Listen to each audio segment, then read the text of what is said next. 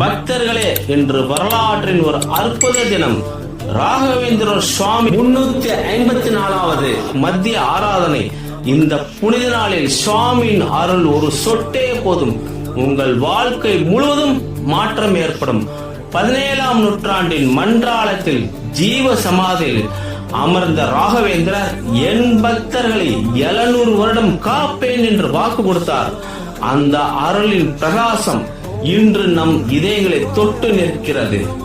மத்திய ஆராதனை நாளில் காலை நிர்மாலய விசர்ஜனம், மகா அபிஷேகம், கனகாபிஷேகம் சுவாமியின் முன் நடந்தாலே உங்கள் பாவங்கள் கரையும் என்று நம்பப்படுகிறது.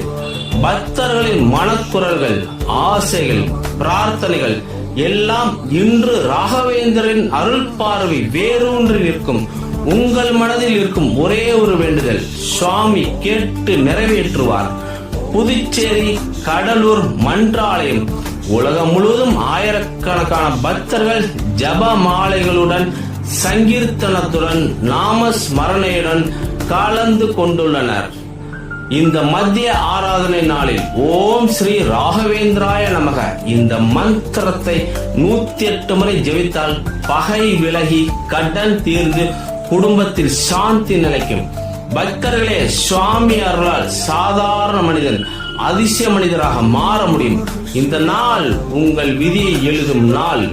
இன்று இந்த தருணத்தில் உங்கள் மனம் முழுதும் ராகவேந்திர நாமத்தை நிரப்புங்கள்.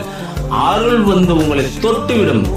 ஜெய் ஜெய் ராகவேந்திரா. இந்த வீடியோவை பக்தர்களுக்கு பகிர்ந்து அருளின் அலை பரவச் செய்யுங்கள்.